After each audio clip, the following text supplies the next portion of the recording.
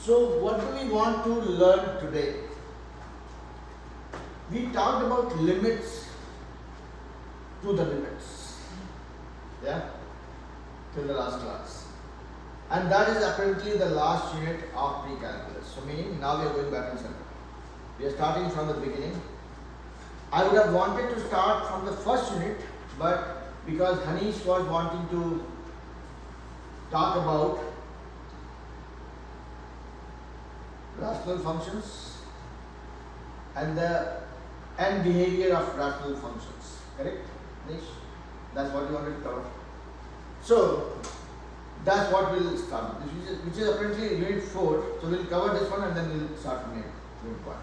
So today we are jumping from nowhere to unit 4 and then we'll go back to unit 1. Okay. So we'll start with rational function. What is a rational function? Or rational expression? Let's start with rational expression. What is rational expression? Anybody? Maybe Hanish. Let me start with you. Tell me, what is your understanding of rational expression? When you hear the term rational expression, how rational that sounds to you?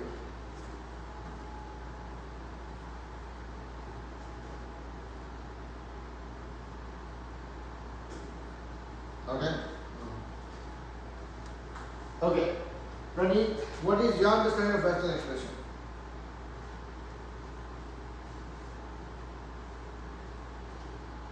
Okay. Datta, Vishal.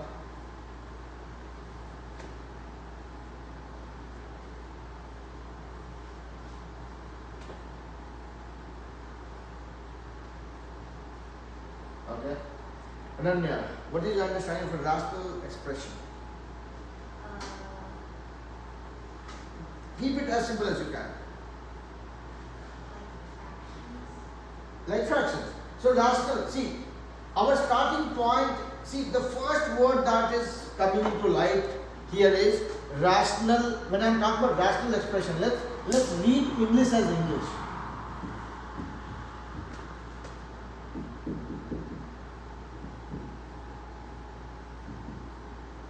It is made of two words, rational and expression. What is rational? Rational is a type of number. I mean, we use rational number as numbers which are in the fraction form. You have a numerator and you have a denominator. Here we talk about rational expression, meaning when you have the expression,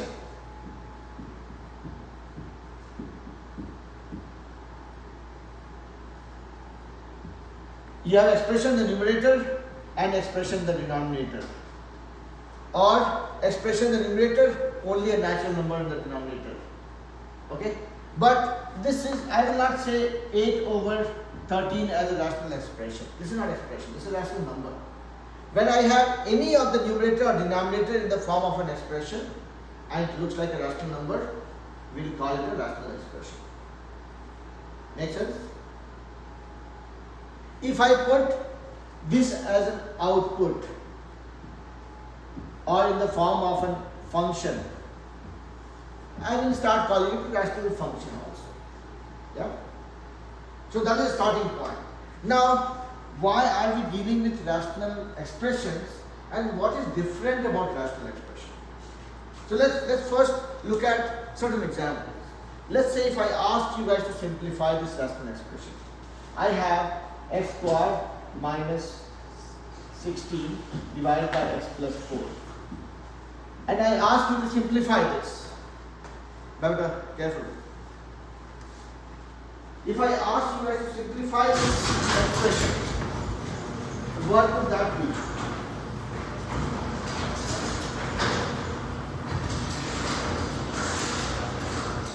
Alright, yeah, I was closing the door and then turned on the light just in case.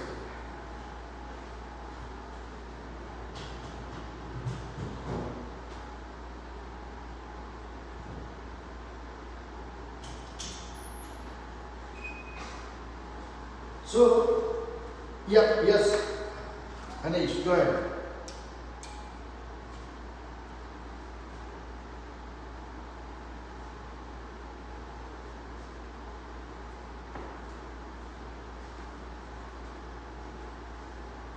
Okay? Okay, and how much that will be? X minus A, X minus B will be how much? Again, I know you already know it. I'm still digging it because I want to find the gold mine. Okay, so I will write it down. And Praneeth is excited to share his point of view also. I'll give him a chance as well. Come on. So, this is what we were trying to do. X square minus 16 by x plus 4. So, Anish, what will be your answer when you are factorizing this? This will become what? I have your answer. Yeah. Go ahead, what will this become?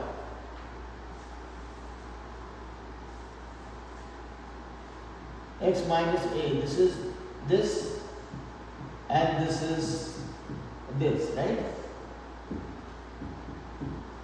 Okay.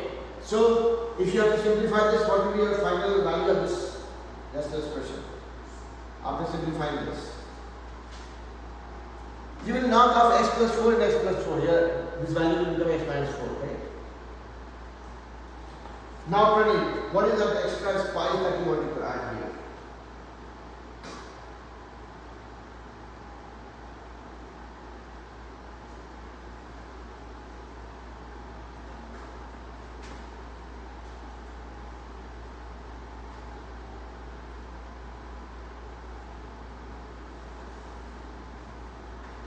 Right.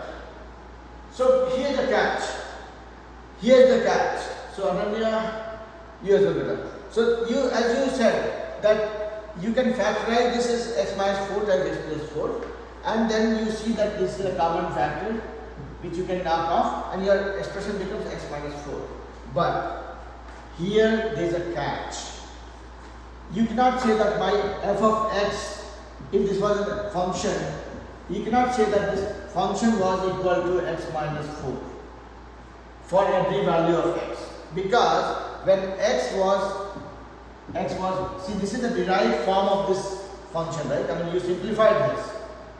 So when you put x equal to minus 4, what happens is this becomes minus 4 square 16 minus 16 divided by minus 4 plus 4, which is 0 by 0. This is undefined.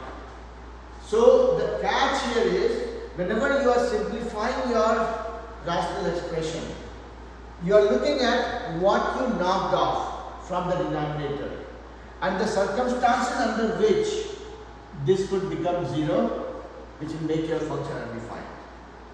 Okay, let me go from beginning.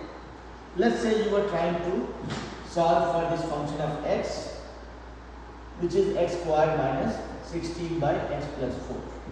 Or x plus 4. Yeah? Everybody with me? Anish, Datta, Vishal. And as you guys rightly said, this is nothing but x squared minus 4 squared, or a squared minus b squared form. So from that, this becomes x plus 4 into x minus 4 divided by x plus 4. So we just factorized the numerator into this form and we found a common factor which we will knock off.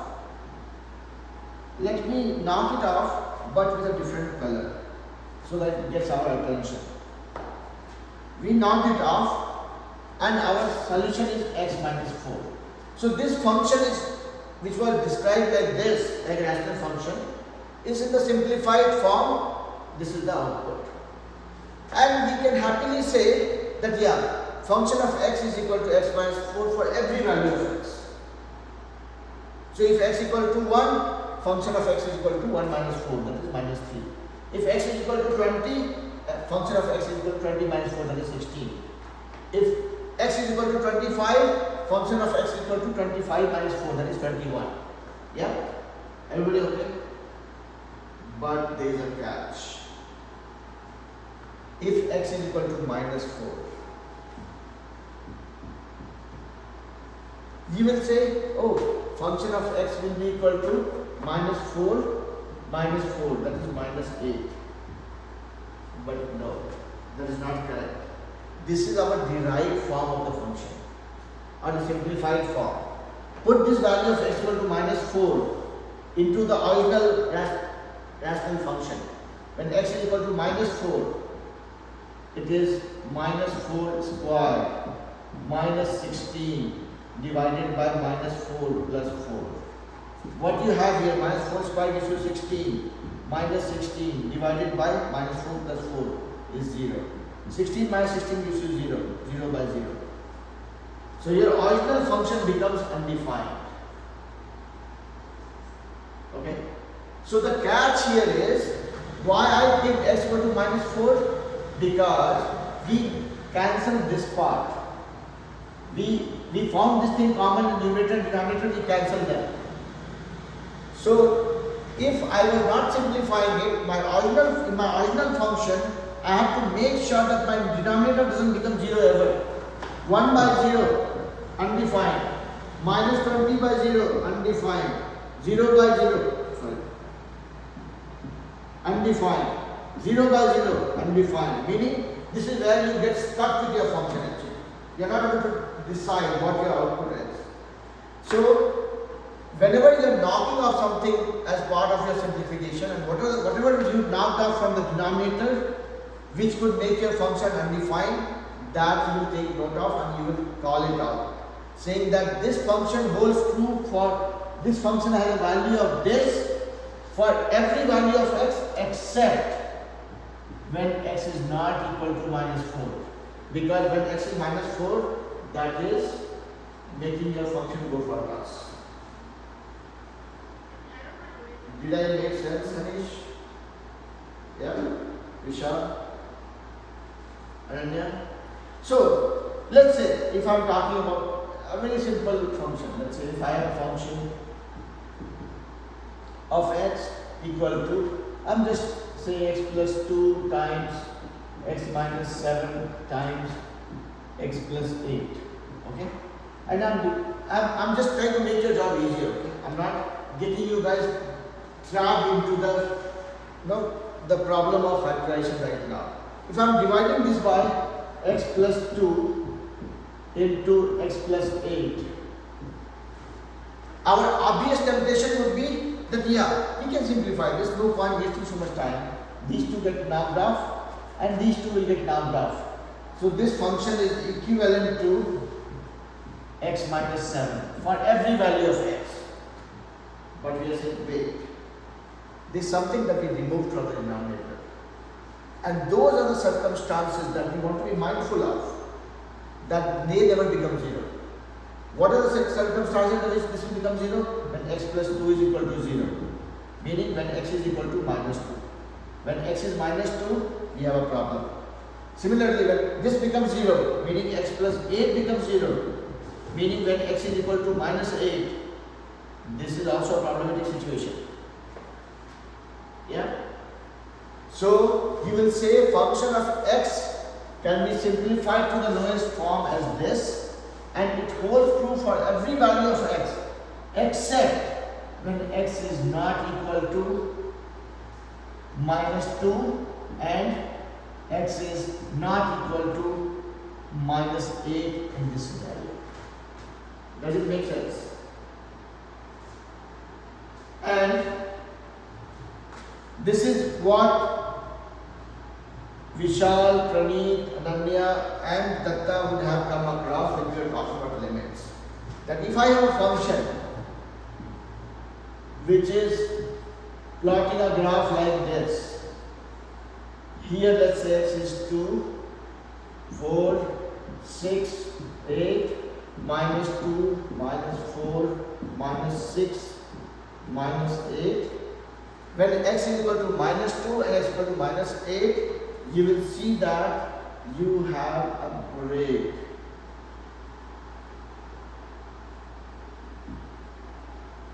You have a break in your graph that is coming from this function.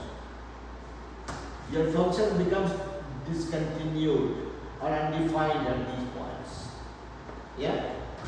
So I'm relating the rational function's basic concept with this discontinuity that you will see in your graph. Yeah? So Hanish, I am giving you a little bit of sense of the 13th unit that you will come across after maybe a few months. But we are saying that, okay, what it means when my function becomes undefined for a given value of x. This function holds true for every value of x. This graph looks hunky-dory. Breaks at these points. Whenever your function is trying to evaluate it for x equal to -2 and -8, you don't have a solution because your function is becoming undefined. While your function looks very cute and simple, but that is not the reality. Yeah. So we now hereafter, whenever you are dealing with rational function, see it becomes more evident in see this discontinuity thing becomes more evident in the case of a rational function because that is when we are dealing with a denominator. The culprit is the denominator. Our life started becoming more complicated as soon as we started dealing with rational numbers. We were just fine.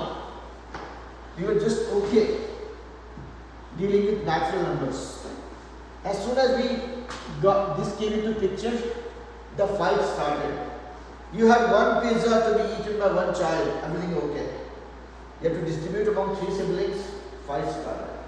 You are seeing that fight in math also, right now.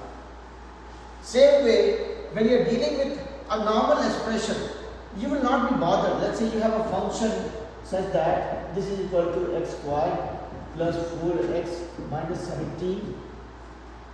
You don't care. You don't really have to put that extra caveat. Yeah?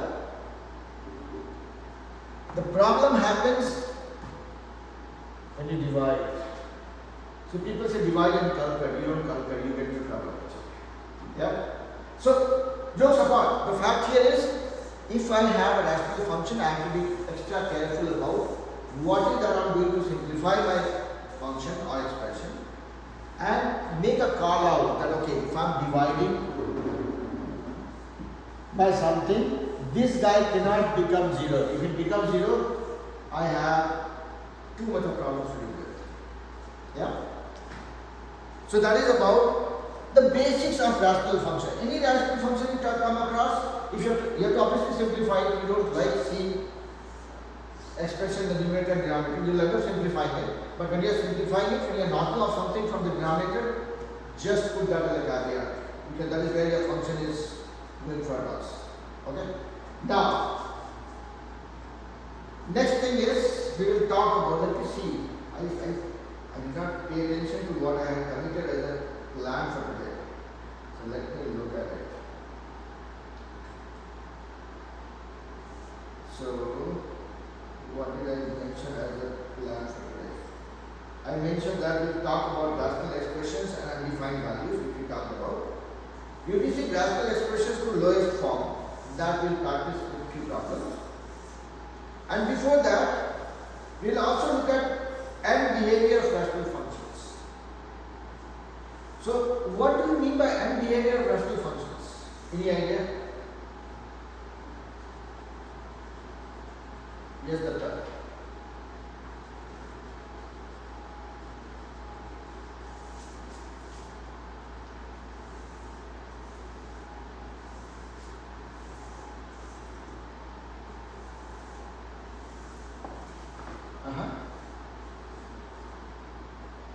Okay. Let's see what is Hanish's point of view.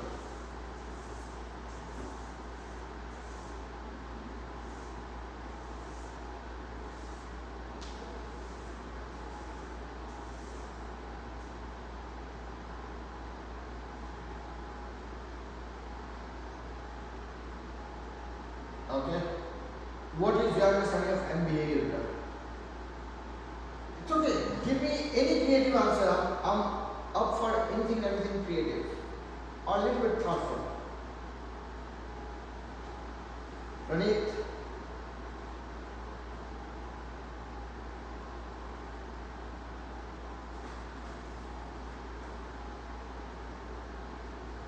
Exactly.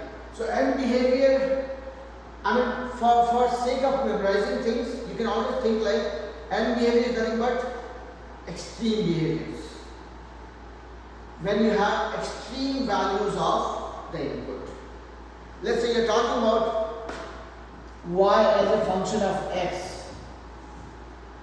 What will happen to y when x approaches extreme values? Extreme negative or extreme positive? Extreme infinity. How is your graph going to react when you approach extreme values of the input? That's what Pandit was saying, right? Vishal, you are very quiet today. Are you with me so far? So, end behavior is nothing but it's a scenario that tells us what will be the impact to the output or the result of a function based on extreme values of the input. Now let's start thinking a little bit more around it, keeping the rational expression in mind. Let's say I have a rational function y equal to f of x, and that is described as x squared plus 4x minus 7 divided by x plus 2. And you guys will get tempted to factorize it and see if I can find out a common factor. When it comes to finding out the end behavior, my approach will be a little different. What I will do is, I will look at the denominator and see what is the maximum power to the variable. Here it is, x to the power 1. What I will do is, I will divide the numerator and the denominator both with x, the maximum power of the variable. Okay, so I am dividing both. Okay, if I had x squared in the denominator, I would have divided by x squared both. Okay, and I'll tell you why I'm going that route. Okay, I'm just showing you guys what I'm doing, and then I'll try justifying it also. Now when we do this, what happens is, in the numerator, when you divide x squared by x, it becomes x plus 4x by x becomes 4 minus 7 by x. And then you come to this guy, this becomes 1 plus 2 over x. Up to this okay so far? We had a rational function with something in the denominator, something in the numerator. We looked at the denominator and looked at the highest power of the variable and divide the numerator and denominator both by that. And based on that, this is what we got. Now we are inching towards what we wanted to talk with respect to end behavior. Now think about it. Let's say when x approaches extreme positive, meaning positive infinity. How much this will be? This will be positive infinity. Okay, we don't know how much it is, but some number, some unimaginable number. Plus 4. This is a minuscule compared to this guy, but it's okay, let it be. Minus 7 over a huge number. It will be as good as 0, approximately 0, right? You dividing any number by an infinity, that means 0, approximately. And then by 1 plus 2 over again infinity, which is going to lead to a 0. So what you are seeing here, when your x is approaching an extreme positive number, this plus infinity plus 4 will be as good as infinity. You are adding 1 drop of water in the ocean actually. That is still ocean, okay? Not ocean plus 1 drop. Divided by 1 plus 0, that is 1. You are literally looking at infinity. What we are seeing from this one is, now we are reading or interpreting this. Based on this rational function, what we see is, when x approaches infinity, my y value also approaches infinity. Okay? Are you guys with me so far? Now, let's look at one more example. this time I will have another rational function y equal to f of x equals x squared plus 21 divided by x squared plus x minus, let's say, 17. Okay, I am purposefully creating a difference, and you might be observing that, but I'll first repeat my whole exercise one more time and then we'll try correlating them. So here again, this is a rational expression, rational function. Maximum power to the variable is 2 here, so we will divide everybody by x squared. So this becomes x squared by x squared plus 21 by x squared divided by x squared by x squared plus x by x squared minus 17 by x squared. Eventually this became x squared by x squared equal to 1 plus 21 divided by x squared divided by, this is 1 plus 1 by x minus 17 by x squared. Okay. What is that you are seeing here? When x approaches an infinitely big number, y to infinity or negative infinity, you will literally ignore this. 21 divided by infinity is almost 0. Same thing, 1 by infinity is also 0. This by infinity square is also 0. So this became 1 by 1. Yeah. Now let's look at it. Here in this rational function and this rational function, what was the difference? Here the maximum power of the variable in the denominator was 1 less than this guy. So what we saw was, when x approaches infinity, your y also approaches infinity. Wherein in this case, when both the powers were, maximum power for the numerator and denominator both were same, when x approaches infinity, y is equal to 1. So if you want to visualize this graph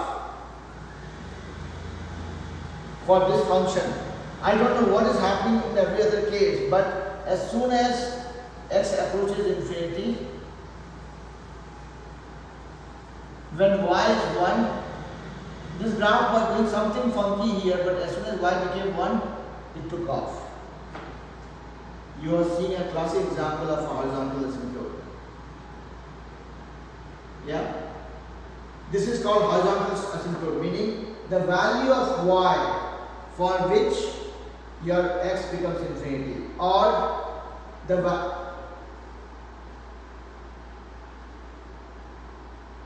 have a horizontal asymptote at y equal to 1. That's what you will say.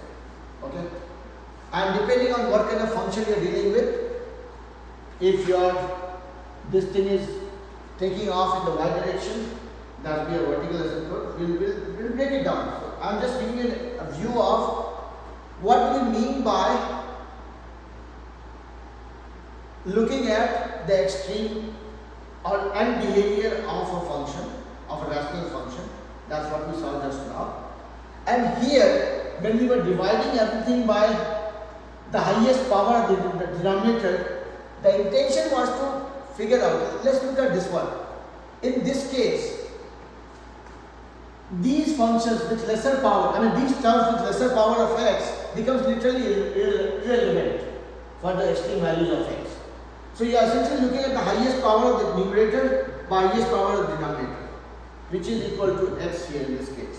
If you look at this guy, if you look at the highest power of the numerator was x2, highest power of the denominator was x2 as well, this became 1.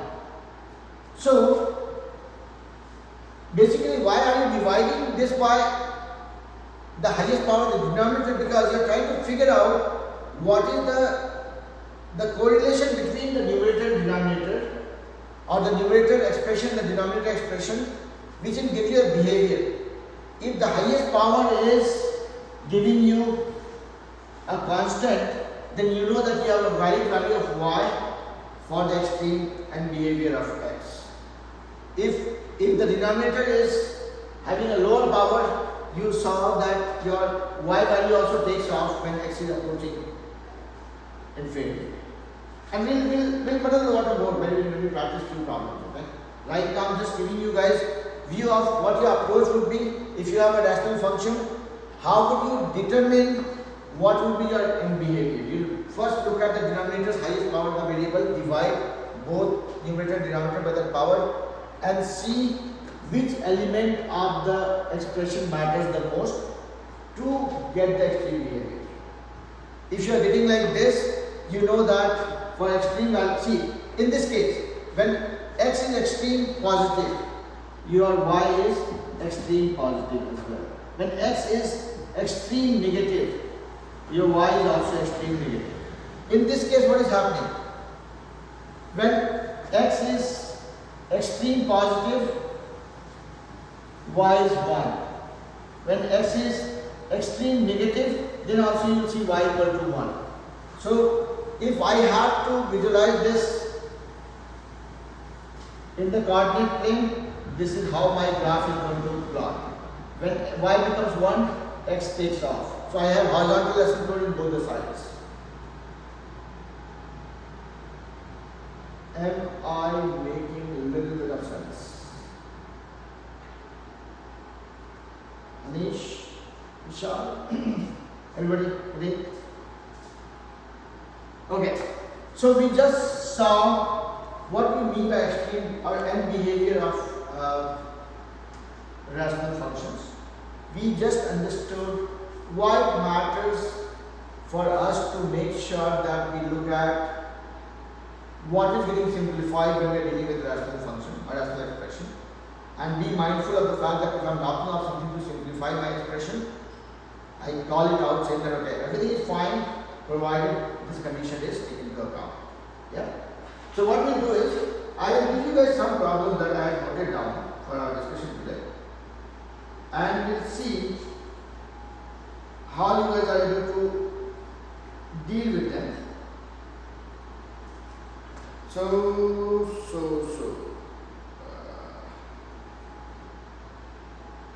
Okay. The first problem is a story. You guys have the first two problems are story. Okay, you have to pay attention to what I'm saying. If my story gets a little boring, let me know. Makina tried to reduce the following expression to lowest terms. So this was the expression 5x minus 20 divided by x squared minus 6x plus 8. Makina tried to simplify the following expression to the lowest term. Meaning she tried to simplify this. This is her work. So what she did was, she tried factoring this guy. So this became 5 into x minus 4. Then she tried factoring this guy. And this became x minus 4 into x minus 2. And how did she get that? I am leaving it to you for figuring out how you factorize this. If you are having any trouble figuring it out, I am certainly here, don't worry about it. So this was the expression that Makina had to simplify to the lowest term, and she first factorized this one and then factorized the denominator. And then she said, okay, 5x minus 20 divided by x squared minus 6x plus 8 is equal to 5 into x minus 4 divided by x minus 4 into x minus 2. And this, she said, okay, let me now plot these two common things, which is equal to 5 by x minus 2.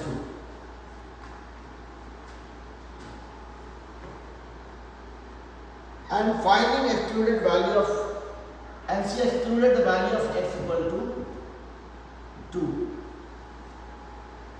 Now the question is, what mistake did Makina make? And the options are, she excluded x equal to 2, which doesn't make the numerator equal to 0. Second option is, she did not exclude x equal to 4, which makes the denominator in the original expression equal to 0. So first one says she excluded this one, this is not right. That's what the first option says. Second option says she did not exclude x minus 4 equal to 0, which made the denominator in the expression equal to 0. Third option says she did not exclude x equal to 0. And option D is she did not factor the denominators correctly. Now which option you are leaning towards here? B. So I have one answer as B. Yes, Praneet. How about Anish? What do you think? What mistake?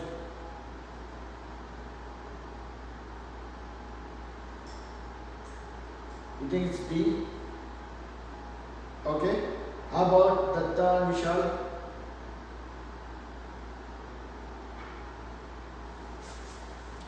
Did you guys hear the question clearly? Datta and Vishal, were you able to hear the question?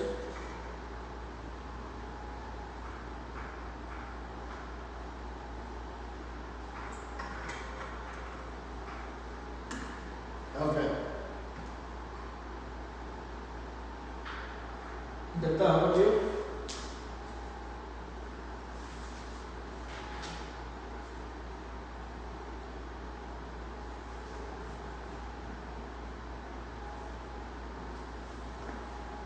Datta, what is your answer?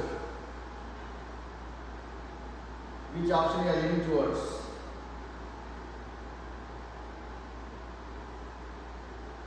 Okay. Okay, let me read the question one more time, okay? This question says, Makina, yes Vishal. Okay. So I got 3 of the answers as B. One answer is B, and I am not confirming which one is right because I don't agree to any answer without me doing it. So again, it's not that I don't trust you guys, but let's do it together. The question, yeah.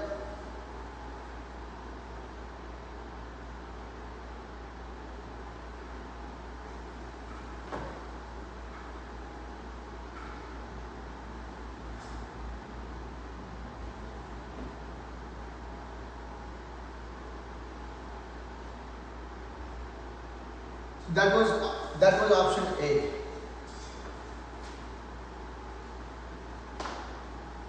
Okay.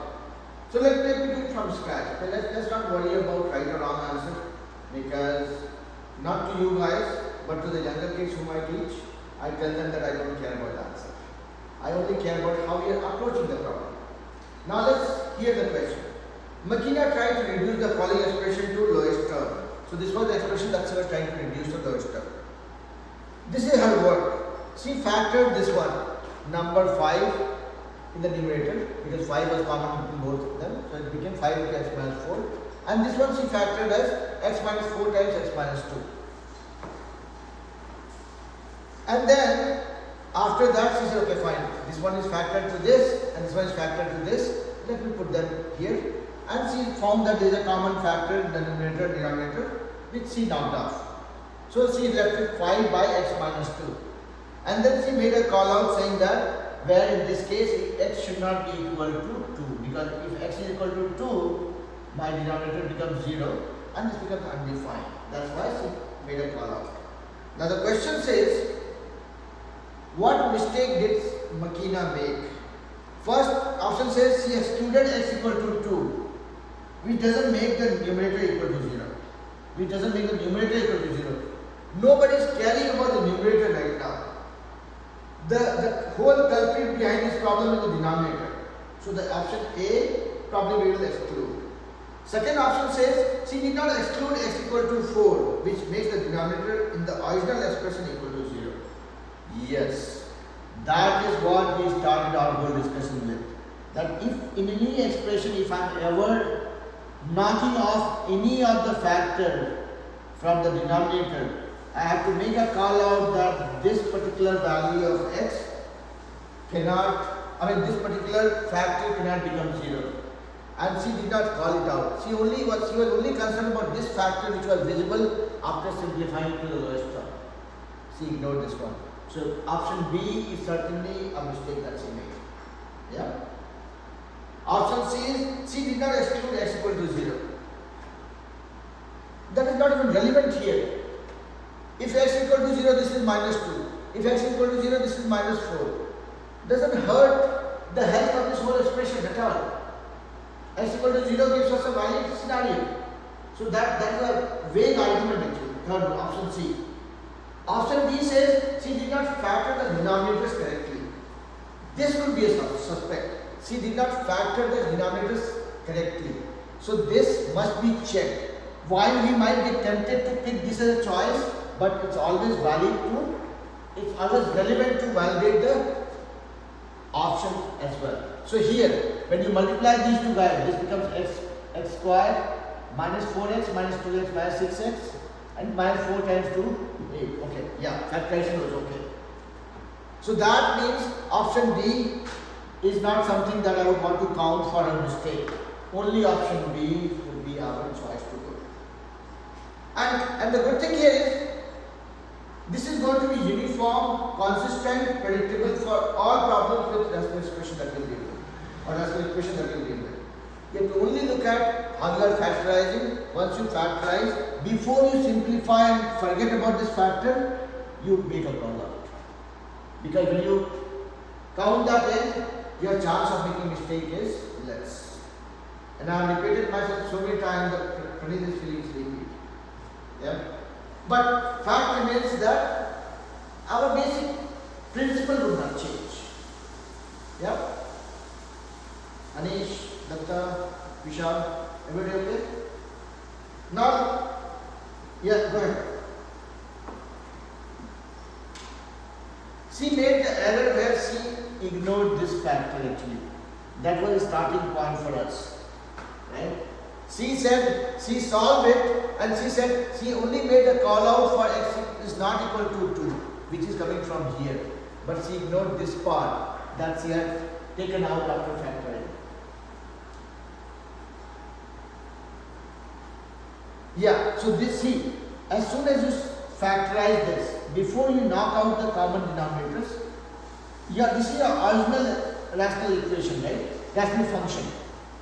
So before you knock off anything, you have to make sure that anything that is getting removed from the denominator, you are calling it out. So at this stage, you will say x minus 4 cannot be equal to 0 and x minus 2 cannot be equal to 0. As long as you are calling out that thing before you simplify it, you are fine. She ignored that step and she straight away came here. After simplification, she looked at the expression. That would not have any clue actually. Because if you put x equal to minus 4 in this expression, you will see the whole thing goes for us. Yeah. Now let's go to the next problem. And I have similar boring problems that I don't want you guys to deal with. I will find a creative one.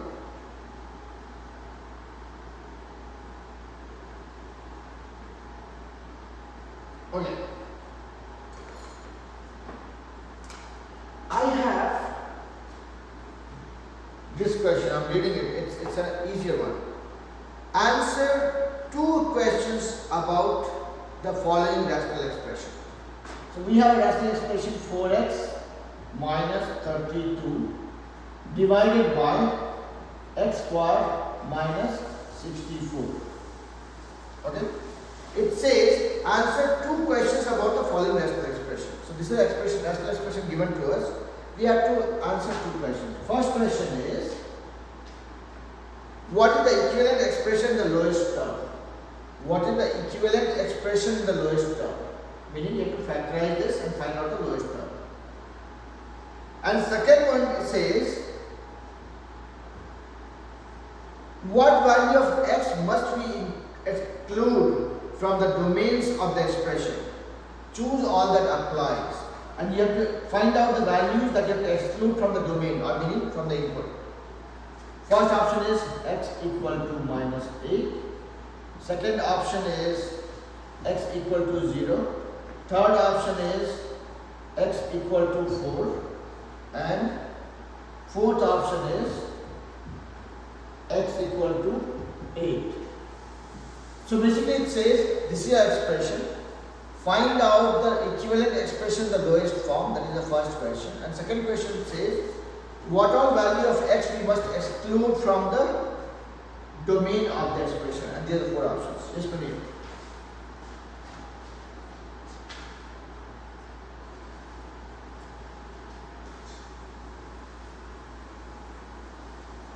So Praneet is saying exclude A and D. This one? Yep. 4 over x plus 8. Okay. This is the lowest term. This is what Praneet is saying also. And then for the second one, I only got D. I'm sorry, what? Only D. Only D. Okay. All right. So we have some diversity with respect to the answers. Let's see. Yes, Vishal. With whom? You have two options to choose from. You can agree with Praneet or you can agree with Ananya. Okay. Okay. So all the kids who are, I'm sorry? Yeah.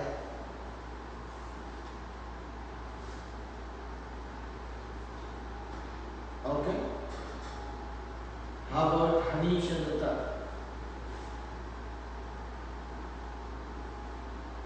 Okay. So Praneet and Vishal told that when it comes to excluding the value from the domain, they want to exclude 8 and minus 8 both. However, you think this one is also to be excluded. Okay. How about Datta?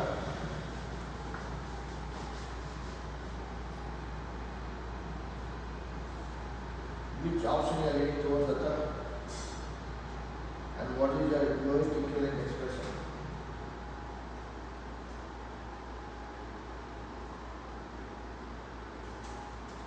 First question says, what is the lowest equivalent rational expression from this one? Or expression to the lowest value, meaning the most simplified expression that you can arrive at.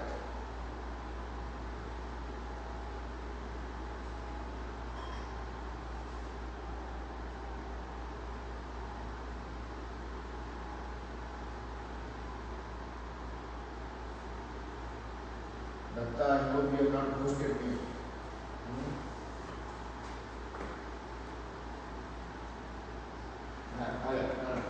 I was asking what is the answer that you are leaning towards.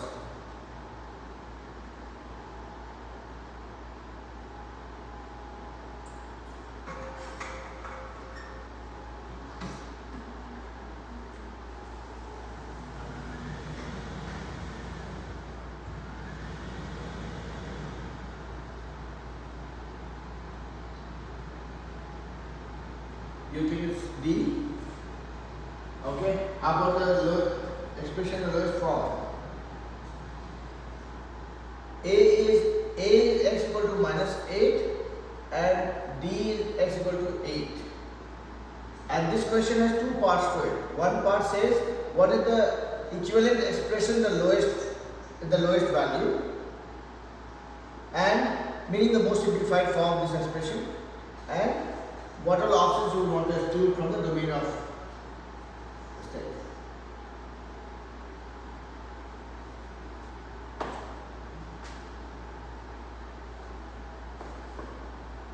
Wait. Okay. And how about the equivalent expression of the lowest value?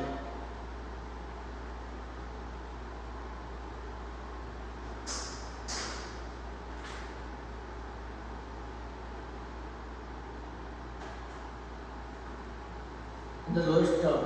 Okay, so let me do it slowly. Okay, so I got this as the lowest value, 4 by x plus 8. Simple thing. This is 4x minus 38. If I look at the numerator, 4 is common. If I take that out, it becomes 8x minus 8. 4 equals 32. Then here I have x square minus 64. So x square and 64 is nothing but 8 square. So this is a square minus b square. So this becomes 4 into x minus 8 divided by x plus 8 times x minus 8. Yeah. And now I am getting tempted to do my game, which I call tic-tac-toe with the younger kids. I have something common between numerator and denominator. I can do tic-tac-toe. I can knock it off. I am holding my horses. I am saying now we have grown up a little bit more. I will not do tic-tac-toe immediately. I see a rational expression here, and if I have something in the denominator, neither this can be 0 nor this can be 0. Meaning x plus 8 cannot be equal to 0 and x minus 8 also cannot be equal to 0. When x is not equal to 0, that means x plus 8 is not equal to 0 means x is not equal to minus 8. And from this, x is not equal to 8. So both the options will be excluded. So that's what I'm saying. So again, age is not a problem for you guys. You guys are much younger. But I'm saying age is a relative number. When we were all small, it was okay to knock it off. Now we have grown up a little bit more mathematically. And that's what rational function tells us. That as soon as you come across a situation where you have something in the denominator, make sure that before you do any operation with that, once you have the factors, you want to make sure that none of these become 0, because if it does, your whole expression becomes undefined. So while this is a very interesting exercise to knock it off and say 4 by x plus 8, I will hold my horses and say, okay, this one cannot be 0, this one cannot be 0. And that gives me the situation. Yeah? Everybody okay? Alright, so we have 5 more minutes, and what I will do is, I will make sure that I bother you for those 5 minutes as well. So, we'll not try solving it, okay? But we'll still look at how do we think through a problem that we come across. So we talked about the end behavior of a function.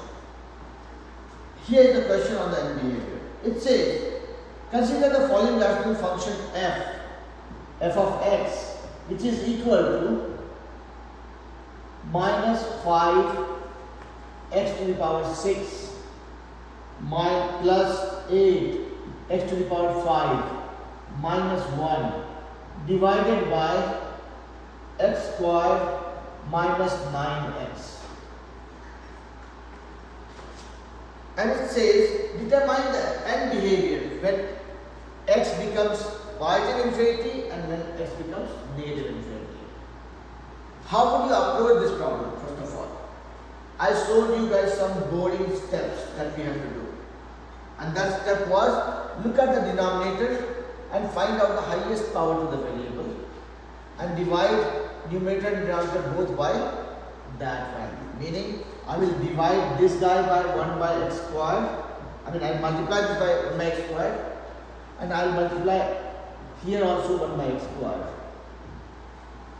So from this, what you will see is, this became minus 5 x to the power 6 by x squared becomes x to the power 4 plus x to the power 5 by x squared becomes x cubed minus 1 by x squared divided by this one becomes 1 minus 9 over x.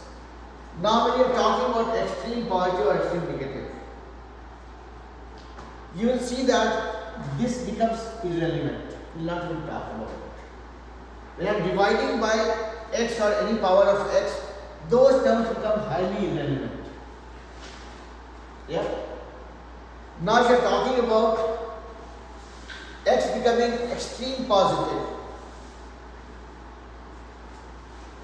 this is extreme positive. Extreme positive to the power 4 times minus. Nobody has seen infinity. This becomes extreme infinity by 1. That is extreme. I'm just thinking. I'll let you guys think on this one, okay? If I have a situation like this, minus 5x to the power 4 plus 8x cubed divided by 1, what will be the value of y when x is equal to plus infinity and when x is equal to minus infinity. Just think about it. When we come to the next class, we will muddle the water more. Yeah? And it is more to do with how do we relate the concepts. See, by dividing by the highest power of the variable of the denominator, we are just trying to get a conclusive view of which all terms we want to consider and which one we want to ignore. That's the whole idea. So I will leave you guys at this point and we'll see how you guys are relating to this while we solve the problems in the next class. Alright? So Anish, Praneet, Datta, Vishal, Nanya. Did we waste enough time or did we something fruitful? Something fruitful? Praneet always shows fruitful, so his feedback is positive always. But yeah, we as candid, as upfront, if any day we don't do a good job, it's okay. We can collectively agree that okay, today we spent good time, but probably we could have been a little more